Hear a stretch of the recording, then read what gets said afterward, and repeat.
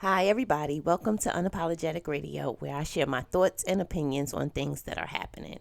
Please remember that if you do not like my show, move on.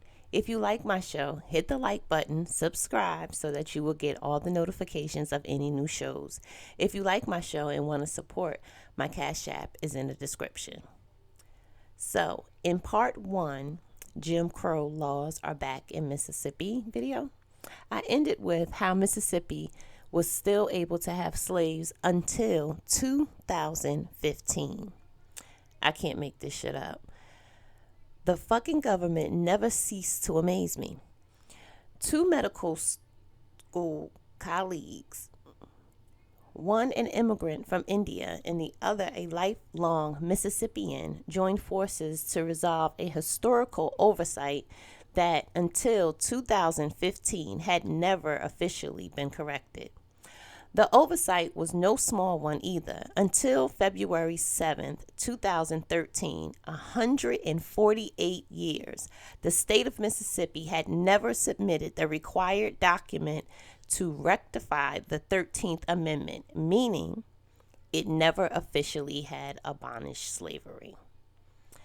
The amendment was adopted back in December 1865 after the necessary 3/4 of the 36 voted in favor of rectification. Mississippi, however, was a holdout. At the time, state lawmakers was upset that they had not been compensated for the value of free slaves. Mississippi rectified the amendment in 1995, but because the state never officially notified the U.S. Archivist, the rectification is not official, read a statement on the Mississippi's website.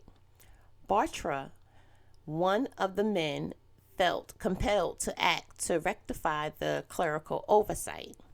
Why did Mississippi take so long to rectify the 13th Amendment?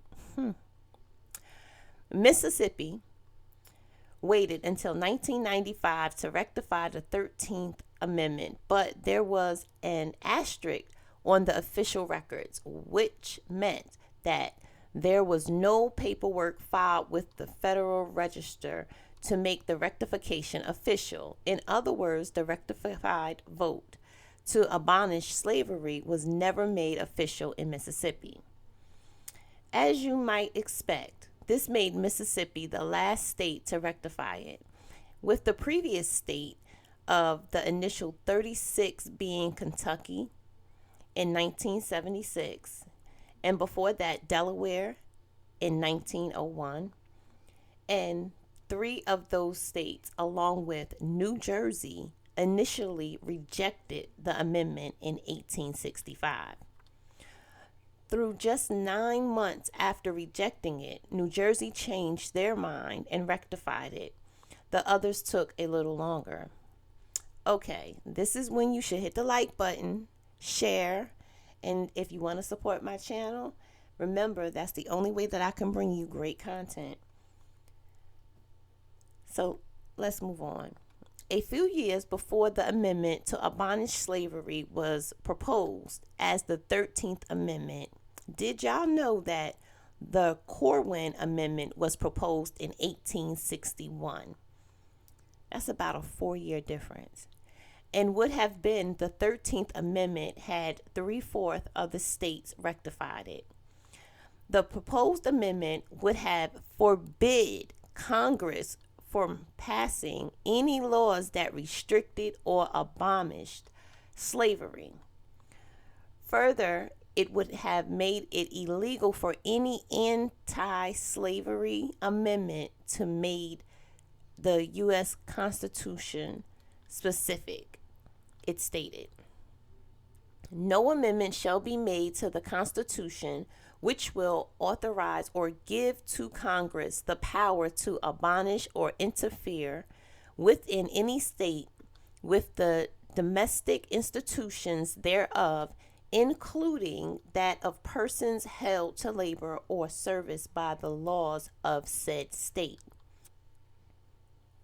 The Corwin Amendment managed to make it past the House and the Senate in March of 1861 and was signed by President Buchanan thereafter.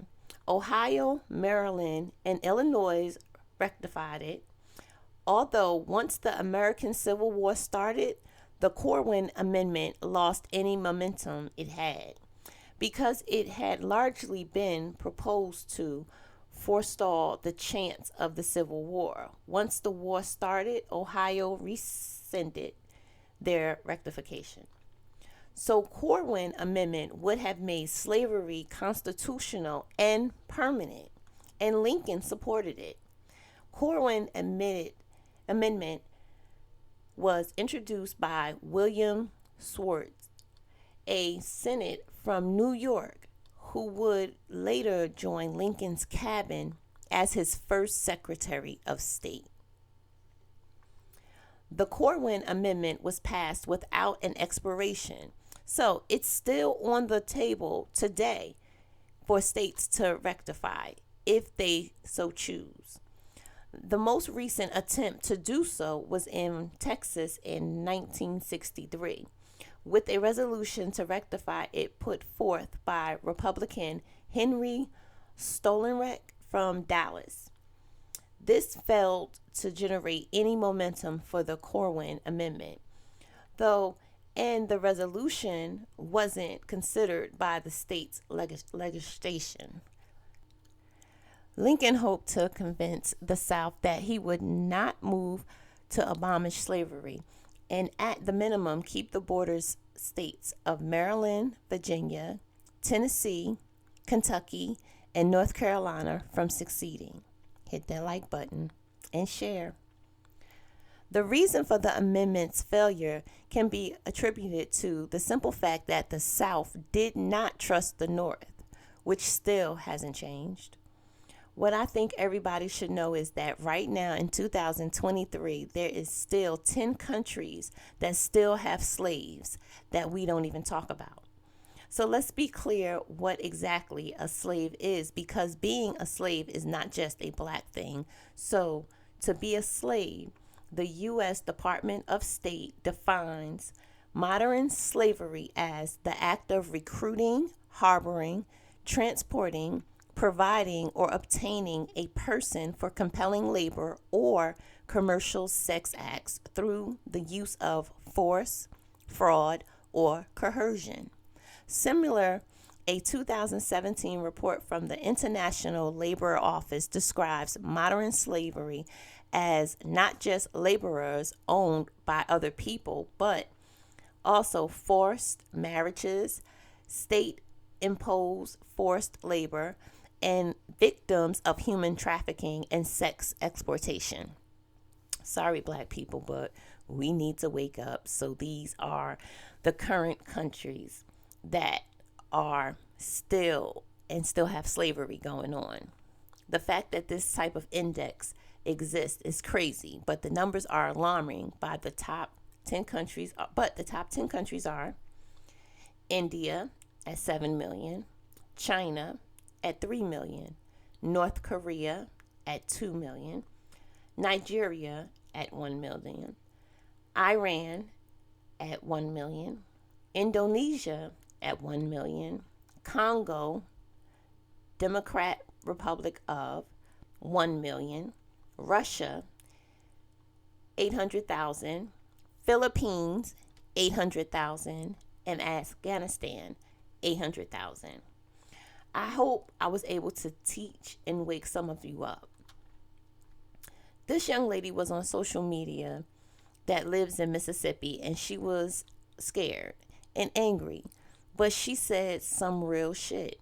She made a call to action. She screamed, all the Bloods, the Crips, and any other gangs, where are you? Because Mississippi needs you.